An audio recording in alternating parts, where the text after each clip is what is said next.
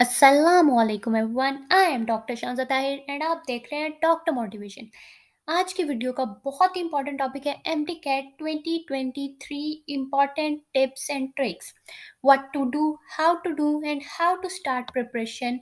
अगर तो आप चैनल पर नए हैं तो जल्दी से चैनल को सब्सक्राइब कर दें।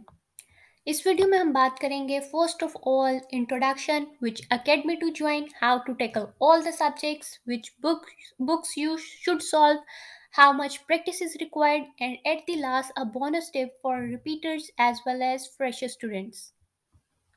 First of all, I want to discuss why I started this platform. It's a very important question. Many of you are asking out there why I started this.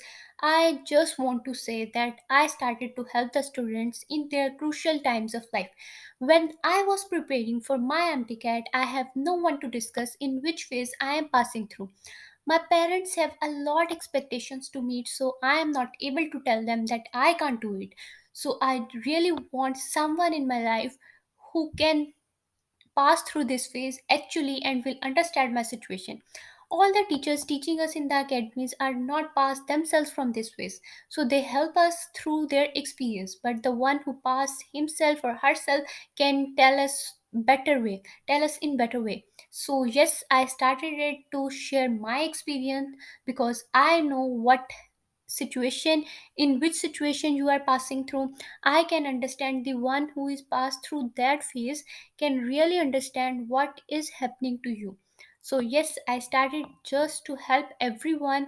अगर तो आप मेरे से कांटेक्ट करना चाहते हैं तो आप मेरे इंस्टाग्राम पर कांटेक्ट कर सकते हैं, लिंक जो है वो डिस्क्रिप्शन में है। तो you can ask any help there. I will always be there to help you out. Next पे जो बहुत ज़्यादा क्वेश्चन आ रहा था, which academy to join. So yes, Skips और स्टेप इन दोनों का बहुत ज़्यादा हो रहा था कि कौन सी ज्वाइन करें। बहुत ज़्यादा कन्फ्यूजन में थे students. So according to me both are good. ठीक है, एफएससी तक मैंने किप्स में पढ़ा था एंड एमडी कैट का स्टेप का सेशन मैंने ज्वाइन किया था। सो यस, मैंने किप्स से भी पढ़ा है, मैंने स्टेप से भी पढ़ा है और मुझे दोनों का पता है कि किस तरह से और क्या उनका सारी सेटअप होता है। ठीक है, तो मैंने अपने एफएससी टाइम में, हम पंजाब कॉलेज में पढ़ते थे, तो वो एक टेस्ट लेते हैं, स्कॉलरशिप असेसमेंट टेस्ट। तो जो बच्चे वहाँ पढ़ते होते हैं उन सबका तो होता ही होता है, लेकिन अगर कोई बाहर से भी अप्लाई करना चाहे तो वो उसको भी दिलवा लेते हैं। सो हम तो वहाँ पढ़ते थे तो हमारी जो रजिस्ट्रेशन ऑटोमेटिकली हो गई थी। तो मैंने उसमें 1 वीक पहले थोड़ा बहुत सिलेबस पढ़ा था, होते भी सिर्फ 2-4 चैप्टर हैं बस। और थोड़ा-सा पढ़ा था मैंने एंड उनका स्कॉलरशिप का टेस्ट दिया था and I scored 87 out of 100 और उन्होंने मुझे अपना जो पूरा सेशन था स्टेप का, एमटी कैट का, वो फ्री में दिया था। अपनी बुक्स फ्री में दी थी, अपने टेस्ट सेशन, वर्कशीट सब कुछ फ्री में दिया था। सो यस, अगर तो आप रिपीटर हैं या आप फ्रेशर हैं, आप ज़रूर ये जो अपॉर्च्युनिटी है उसको अवेल कर सकते हैं। आप ज़रूर टेस्ट दें। स्टेप का टेस्ट बहुत अच्छा होता है और उसकी प्रिपरेशन टेक्निक्स भी काफ़ी अच्छी होती हैं। तो आपको ज़रूर देना चाहिए ताकि आप पर फाइनेंशियली बर्डन भी ना हो। और साथ ही किप्स का भी एक टेस्ट होता है। जो स्टेप का टेस्ट होता है ना, उसके अंदर रिपीटर और फ्रेशर दोनों अप्लाई कर सकते हैं। लेकिन जो किप्स का टेस्ट है उसके अंदर सिर्फ फ्रेशर अप्लाई कर सकते हैं और किप्स का टेस्ट थोड़ा होता भी मुश्किल है। तो और वो स्कॉलरशिप भी just I guess first, second, third को देते हैं। तो मैंने किप्स का टेस्ट भी दिया था, लेकिन किप्स के टेस्ट में मेरा इतना अच्छा स्कोर नहीं आया था। तो लेकिन जो स्टेप का टेस्ट था उसमें आई स्कोर 87 आउट ऑफ 100 और मुझे वहाँ पे फ्री में सेशन मिला था। तो इसलिए मैंने अपने एमटी कैट में स्टेप ज्वाइन की थी। वैसे भी पास में एफएससी फ्रॉम पंजाब कॉलेज, तो मैंने स्टेप से वो पैरेलल प्रेप का जो सेशन होता है उनका संडे सेशन, वो मैंने ज्वाइन किया हुआ था। तो फिर मैंने उनका पूरा सेशन भी स्टेप का ही लिया। So according to my experience दोनों अकेडमीज़ बहुत अच्छी हैं। अगर तो आप स्टेप चाहते हैं तो आप किप्स की बुक्स भी ले सकते हैं, आप दोनों से कंसल्ट कर सकते हैं। और लास्ट में मैं एक बोनस टिप ज़रूर बताऊँगी दोनों अकेडमीज़ के बारे में। नेक्स्ट जो क्वेश्चन बार-बार आ रहा था, how to tackle all the subjects, तो मैं आपको वन बाय वन बताने वाली हूँ कि हर सब्जेक्ट को किस तरह से टैकल करना है। सबसे पहले बायोलॉजी। बायोलॉजी की text book is your main book. Text book is the key to success for biology. आपने टेक्स्ट बुक की एक-एक लाइन पढ़नी है, आपने डायग्राम्स के नीचे जो छोटी-छोटी लाइन्स लिखी होती हैं, आपने उसको भी पढ़ना है, आपने हर बॉक्स को पढ़ना है। इवन कि मैं अपनी बारी में ग्लॉसरी भी करके गई थी। ग्लॉसरी से भी वो एमसीक्यूज़ उठा लेते हैं, तो जो आपके 80% एमसीक्यूज़ होते हैं बायोलॉजी के पोर्शन में, वो बुक की एग्ज़ैक्ट लाइन्स होती हैं। तो बुक की एग्ज़ैक्ट लाइन को आपने कभी भी मिस नहीं करना। बाकी आपके जो 20% एमसीक्यूज़ होते हैं, उनमें से भी 15% ऐसे होते हैं कि अगर आपने बुक को अच्छी तरह समझा हुआ है, तो आपका कॉन्सेप्ट क्लियर है, तो आप उसको सॉल्व कर देते हैं। लेकिन जो 5% ऐसे होते हैं, वो होते हैं थोड़े से ट्रिकी क्वेश्चन, और वो ही क्वेश्चन वो होते हैं जो आपको डिसाइड करते हैं कि आपका मेरिट बनना है या नहीं बनना। तो आपने बायोलॉजी के पोर्शन को बहुत अच्छे से करना है, क्योंकि इसका बहुत मेजर पोर्शन है। और हमारे टीचर हमें कहते होते थे कि बायोलॉजी और केमिस्ट्री, ये दोनों अगर आप कर लेते हैं ना, और आपको होता है कि आपका ये पोर्शन बहुत अच्छा हो गया एमकेट में, तो आप समझें आपका एडमिशन सिक्योर होने के चांसेस 100% तक हो गए हैं। लेकिन अगर आप फिज़िक्स और इंग्लिश को बिल्कुल नेग्लेक्ट कर देते हैं, तो वो ही 100% वाले चांसेस आपके 50% पे आ जाते हैं। तो आपने किसी भी सब्जेक्ट को हल्का नहीं लेना, ठीक है? उसके बाद हमारे पास आता है केमिस्ट्री।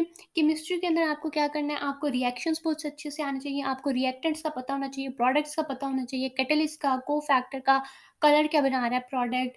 ये ऑर्गेनिक केमिस्ट्री के लिहाज से आपको ये सब कुछ पता होना चाहिए। इनऑर्गेनिक में क्या करना है, आपको ग्राफ्स आने चाहिए, आपको पता होना चाहिए कि डाउन द कॉलम जो है वो साइज़ इंक्रीज़ हो रहा है हर एलिमेंट का। तो आपको पता होना चाहिए कि साइज़ इंक्रीज़ होगा तो बॉइलिंग पॉइंट इंक्रीज़ होगा, बॉइलिंग पॉइंट इंक्रीज़ होगा तो फर्दर क्या होगा। इस तरह की आपको सारी ना वो पता होनी चाहिए। मैंने ना इसकी एक शॉर्ट लिस्टिंग बनाई हुई थी, मैं शेयर भी वैसे कर दूँगी, अगर किसी को चाहिए होगी तो वो कमेंट कर सकता है।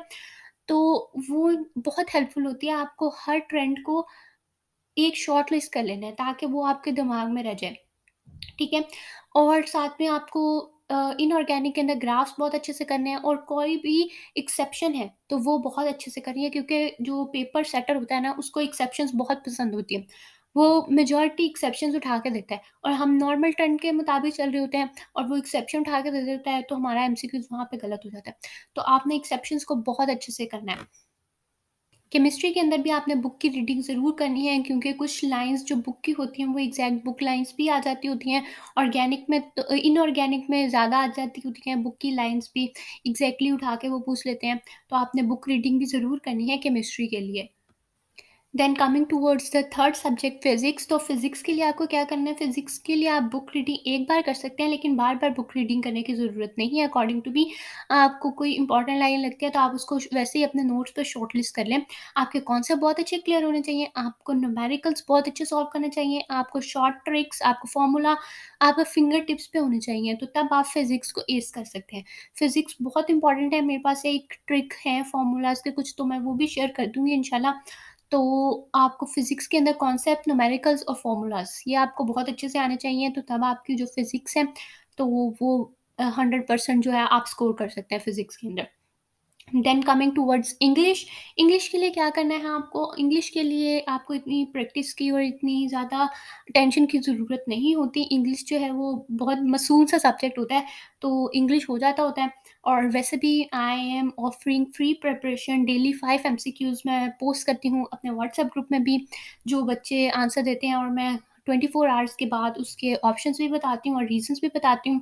एंड मैं वो अपने यूट्यूब चैनल पर भी पोस्ट करती हूँ। आप यूट्यूब के चैनल पर क्लिक करेंगे, एंड ऊपर प्लेलिस्ट और डिफरेंट ऑप्शंस होते हैं, तो आपने उसके अंदर कम्युनिटी के ऑप्शन पे जाना है, और कम्युनिटी के ऑप्शन के अंदर मैं रोज़ 5 एमसीक्यूज़ पोस्ट करती हूँ, और आप अपना ऑप्शन वहाँ पे क्लिक कर सकते हैं। एंड मैं 24 आवर्स के बाद उसके नीचे उसका करेक्ट ऑप्शन और रीज़न जो है वो कमेंट डाउन करती हूँ, और उस कमेंट को मैं पिन कर देती हूँ। तो आप इस तरह से रोज़ 5 एमसीक्यूज़ की प्रैक्टिस कर सकते हैं। इस तरह से आपकी इंग्लिश जो है साथ-साथ इम्प्रूव होती जाएगी। एंड मैं अपने एग्ज़ाम्स के बाद ज़रूर इंग्लिश की वोकैब्युलरी के लिए आपको टिप्स एंड ट्रिक्स और निमोनिक्स बताने वाली हूँ, तो आपने बिल्कुल परेशान नहीं होना इंग्लिश के रिगार्डिंग। बाकी आपने सब्जेक्ट की बहुत अच्छी तैयारी करनी है, और ये था सारे सब्जेक्ट का एक शॉर्ट जो मैंने आपको ओवरव्यू दे दिया है। इसके अलावा भी अगर किसी का क्वेश्चन हो तो आप कमेंट कर सकते हैं। I will try my best to answer you. एक और जो बहुत इम्पोर्टेंट क्वेश्चन बार-बार आ रहा था कि which books you you should use और यू शुड फॉलो, ठीक है, एमडीके 2023 के अंदर आपको कौन-सी बुक्स को फ़ॉलो करना है, तो आपको सबसे पहले तो आप जिस स्पेसिफ़िक बोर्ड के हैं, आपको उसकी बुक्स को इस्तेमाल करना है। आप पंजाब बोर्ड के हैं, तो पंजाब की, सिंध के, तो सिंध की, केपी के हैं, तो केपीके की, आप फेडरल के हैं, तो फेडरल की। आपने अपनी स्पेसिफ़िक बोर्ड की बुक्स को पहले बहुत अच्छे से करना है। वो बुक्स करने के बाद आपको आना है फेडरल की बुक्स पे। फेडरल की आपको बायोलॉजी की बुक जो है, वो मैं ज़रूर रिकमेंड करूँगी कि बायो की बुक आपने ज़रूर करनी है। और अब वो आपने करनी कैसे है? आपने जब अपने बायो की बुक अपनी पंजाब बोर्ड की बुक से आपने बायो की बुक को तैयार कर लिया, एक चैप्टर को, स्पेसिफिक चैप्टर को आपने बायो के को पीटीबी की बुक से तैयार कर लिया। देन आपने आना है फेडरल की बुक पे, आपने फेडरल की बुक उठानी है और वही सेम टॉपिक को आपने फेडरल की बुक से पढ़ना है। सेम, ऑलमोस्ट सेम होता है सारा कॉन्सेप्ट, सिर्फ वर्डिंग थोड़ी-सी चेंज होती है। तो उससे ये होगा कि आपने जब पीटीबी से तैयार की होगी, तो फेडरल से आप जब पढ़ेंगे उसको अगेन, तो एक तो आपकी एक रिवीजन हो जाएगी। सेकेंडली, आपको कुछ फेडरल पे एक्स्ट्रा पॉइंट्स लगेंगे जो आपकी पीटीबी की बुक पे नहीं थे, तो आपने एक स्टिकी नोट्स लेने हैं। आपने स्टिकी नोट्स पे वो पॉइंट्स लिख के अपनी पंजाब की बुक पर ही पेस्ट करते जाना है, ताकि आपका सोर्स जो है लास्ट में रिवीजन के टाइम एक ही हो, आपको बार-बार 2-3 बुक्स को कंसल्ट ना करना पड़े। ठीक है? एक तो आप ये कर सकते हैं। दूसरा आप ये कर सकते हैं कि आप वो ही एक रजिस्टर बना लें, आप स्टिकी नोट्स पे ना लिखें। आप एक रजिस्टर बना लें और उसपे चैप्टर वाइज़ करके ना वो पॉइंट्स लिखते जाएँ जो आपकी पंजाब की बुक पे नहीं थे। अब जब आप सेकंड टाइम रिवीजन करेंगे, तो आप अपनी पंजाब की बुक पढ़ेंगे और वो जो मेन पॉइंट्स आपने लिखे होंगे जो आपकी बुक में नहीं थे, सिर्फ फेडरल की बुक के अंदर थे, तो वो आप रजिस्टर से वो 2-3 पेज होंगे, आप वो पढ़ेंगे एंड दैट्स इट, आपकी रिवीजन हो जाएगी। तो इस तरह से आपका टाइम मैनेजमेंट भी हो जाएगी, आपका टाइम भी बचेगा और आप इस तरह से बहुत अच्छी तैयारी भी कर सकते हैं। तो बायोलॉजी के लिए मैं ज़रूर रिकमेंड करूँगी कि आप फेडरल की बुक्स को ज़रूर कंसल्ट करें। बाकी एज़ सच किसी सब्जेक्ट के लिए इतना ज़्यादा कंसल्ट करना ज़रूरी नहीं है। नेक्स्ट पे हमारे पास जो बहुत इंपॉर्टेंट क्वेश्चन है, how much practice is required. बहुत ज़्यादा क्वेश्चन ये आ रहा था कि how much practice is required, तो मैं अपनी बात करूँ तो मैंने अपनी बारी में स्टेप और किप्स दोनों से तैयारी की थी। जैसा कि मैंने बताया कि मुझे स्टेप के टेस्ट में स्कॉलरशिप मिली थी, तो मैंने स्टेप का सेशन जॉइन किया था एंड मेरी एक फ्रेंड किप्स में पढ़ती थी, तो मैंने किप्स की उससे बुक्स भी ले ली थी और मैं किप्स की बुक से भी प्रैक्टिस करती थी एंड मैं किप्स के टेस्ट भी उससे ले लेती थी। वो पिक्चर्स में मुझे टेस्ट दे देती थी एंड जब मैं उस टॉपिक को मैंने स्टेप के अंदर किया होता था, तो मैं वो किप्स के टेस्ट को भी सॉल्व कर लेती थी। तो इस तरह से मैंने स्टेप के टेस्ट भी किए थे, मैंने स्टेप की बुक्स भी की थी, प्रैक्टिस बुक्स जो प्रैक्टिस वर्कशीट्स होते हैं, और मैंने किप्स की बुक्स भी की थी एंड मैंने किप्स के टेस्ट भी किए थे।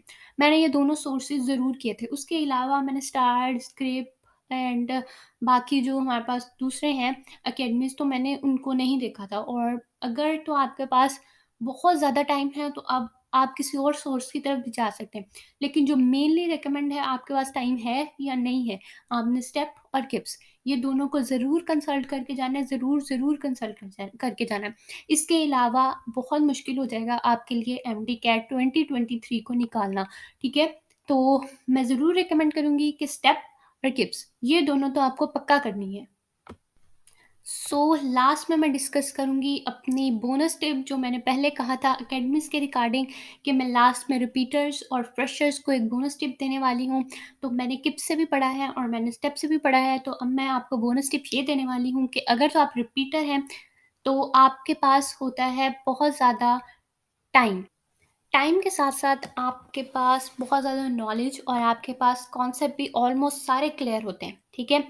एज़ अ रिपीटर आपके काफ़ी ज़्यादा कॉन्सेप्ट क्लियर होते हैं, आपका कुछ-कुछ चीज़ों में होता है सिर्फ़ मसला, लेकिन बाकी आपके सारी चीज़ें जो हैं नॉर्मली होती हैं, आपको सब कॉन्सेप्ट आते होते हैं, आप एमडी कैट के पैटर्न से फ़ैमिलियर होते हैं, आप ऑलमोस्ट हर चीज़ से फ़ैमिलियर होते हैं।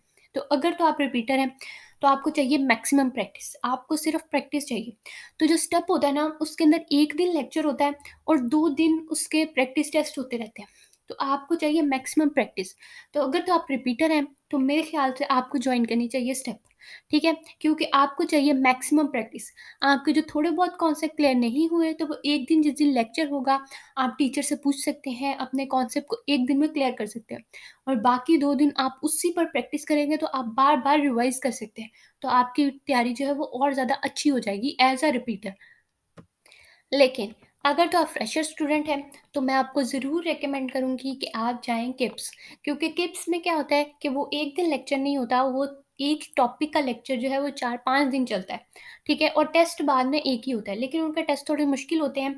तो ये है कि वो जो आपके कॉन्सेप्ट नहीं बने होते ना एज़ अ फ्रेशर स्टूडेंट, आपको नहीं पता कि एमडी कैट और एफएससी में कितना डिफरेंस है एज़ अ फ्रेशर। तो आपके वो कॉन्सेप्ट बहुत अच्छे क्लियर कर देते हैं। तो अगर तो आप फ्रेशर हैं तो आपको जॉइन करनी है किप्स, और अगर तो आप रिपीटर हैं तो आपको जॉइन करनी है स्टेप। लेकिन बहुत सारे फ्रेशर को मैंने स्टेप जॉइन करके भी पास होते देखा है, और बहुत सारे रिपीटर्स को किप्स जॉइन करके भी पास होते देखा है। तो it's just my point of view. मैं खुद फ्रेशर थी और मैंने स्टेप जॉइन की थी, और मेरा भी एडमिशन हुआ था, ठीक है? तो ऐसी बात नहीं है कि आपका बिल्कुल नहीं होता, लेकिन मैं अपने एक्सपीरियंस से बता रही हूँ कि इस तरह का सिनेरियो होता है कि अगर आप मैक्सिमम प्रैक्टिस चाहते हैं तो आपको स्टेप जॉइन करनी है, और अगर आप मैक्सिमम कॉन्सेप्ट चाहते हैं तो आपको किप्स जॉइन करनी है।